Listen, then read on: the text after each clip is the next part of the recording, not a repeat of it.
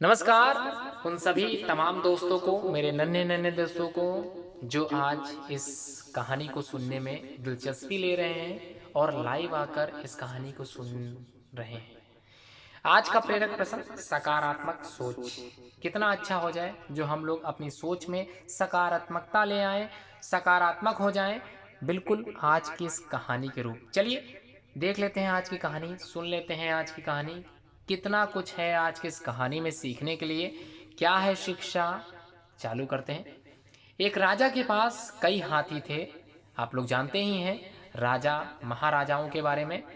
कई हाथी थे लेकिन एक हाथी बहुत ही ज़्यादा शक्तिशाली था, बहुत आज्ञाकारी था, समझदार था, युद्ध कौशल में भी निपुण था। बहुत से युद्धों में वह भेजा गया था और वह राजा को विजय दिलाकर वापस लौटा था।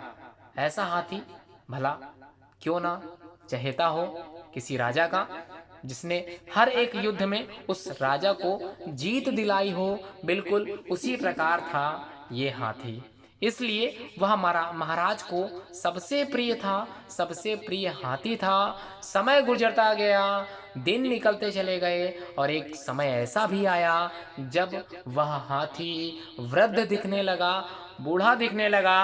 अब पहले की तरह वह कार्य नहीं कर पाता था, वृद्ध हो चला था। इसलिए अब राजा उसे युद्ध क्षेत्र में नहीं भेजते थे कि कहीं उसको हार का सामना न करना पड़ जाए इस हाथी की वजह से, जो अब बूढ़ा हो चुका है। ऐसा सोचने लगा था वो राजा। एक दिन वह सरोवर में जल पीने के लिए गया।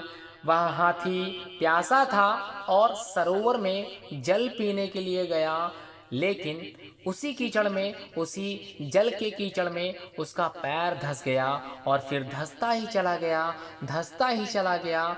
उस हाथी ने बहुत कोशिश की लेकिन वह उस कीचड़ से स्वयं को नहीं निकाल पाया।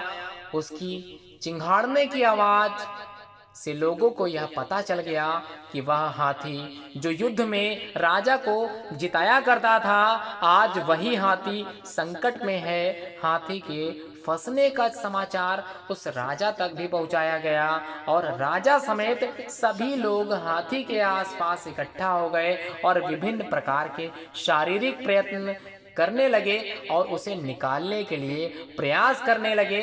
लेकिन बहुत देर तक प्रयास करने के बाद भी कोई भी व्यक्ति उस हाथी को उस कीचड़ से बाहर नहीं निकाल पाया। हाथी धीरे धीरे धंसता चला जा रहा था, धंसता चला जा रहा था। और बाद में क्या होता है आइए देखते हैं। तभी गौतम बुद्ध मार्ग भ्रमण कर रहे थे, निकल रहे थे उसी मार्ग से। राजा और सभी मंत्रिमंडल के तथागत गौतम बुद्ध के पास गए, तुरंत गौतम बुद्ध के पास गए और अनुरोध किया, उनसे निवेदन किया कि आप हमें इस विकट परिस्थिति में मार्गदर्शन करें, आप सुझाव दें कि किस प्रकार से इस हाथी की हम रक्षा कर सकें, इस हाथी को हम बचा सकें। गौतम बुद्ध ने सबके घटना स्थल का निरीक्षण किया और राजा को सुझाव दिया कि सरोवर के चारों ओर युद्ध के नगाड़े बजा दिए जाएं, युद्ध के नगाड़े बजा दिए जाएं। सुनने वाले को विचित्र लगने लगा कि गौतम बुद्ध द्वारा भला ऐसा क्यों कहा जा रहा है। नगाड़े बजाने से कैसे फंसा हुआ हाथी निकल पाएगा, वो तो और फंसता चला जाएगा और फंसता चला जाएगा। लेकिन हाथी बाहर कैसे निकलेगा।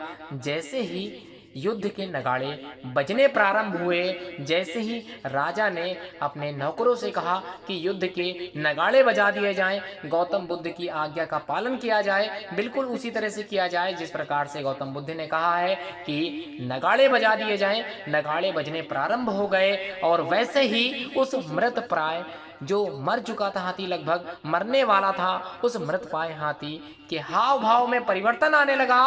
पहले तो वह धीरे धीरे करके खड़ा हुआ और तुरंत वो हतप्रद होकर स्वयं ही कीचड़ से बाहर निकलने लगा। उसके मन में इतनी ज्यादा जिज्ञासा हो गई थी युद्ध के नगाड़ों को सुनकर, उसे लगा मानो वह युद्ध में फंसा हुआ है और राजा को जीत दिलाना है उसका उद्देश्य है। वो किसी प्रकार से उस कीचड़ से निकलने का प्रयास करने लगा। इसी प्रकार वो कीचड़ से बाहर निकल आता है, स्वयं निकल आता है, किसी के सहारे की आवश्यकता उसको नहीं पड़ती है। गौतम बुद्ध ने सबको स्पष्ट किया कि हाथी की शारीरिक क्षमता में कोई भी कमी नहीं थी, आवश्यकता सिर्फ मात्र उसके अंदर उत्साह के संचार करने की थी। ये संचार तुरंत होने लगा जैसे ही उसने उस युद्ध के नगाड़े को सुना। जी हाँ, बिल्कुल इसी प्रकार आप लोगों को भी कहानी से शिक्षा मिलती है कि जीवन में उत्साह बनाए रखने के लिए ये आवश्यक है कि मनुष्य सकारात्मक चिंतन बनाए रखे और निराशा को हावी न होने दे। कभी कभी निरंतर मिलने वाली असफलताओं से व्यक्ति यह मान लेता है कि वह पहले की तरह कार्य नहीं कर सकता, लेकिन यह पूर्ण सत्य सच नहीं है।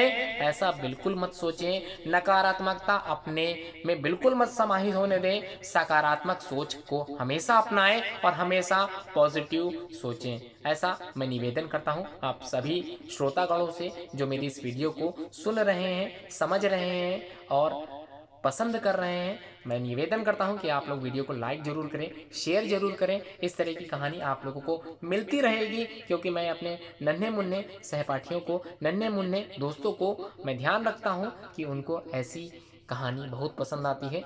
मैं हर एक कहानी उन्हीं के लिए लेकर आता हूं कि वो लोग भी पसंद करें कहानी। धन्यवाद पूरी वीडियो देखने के लिए।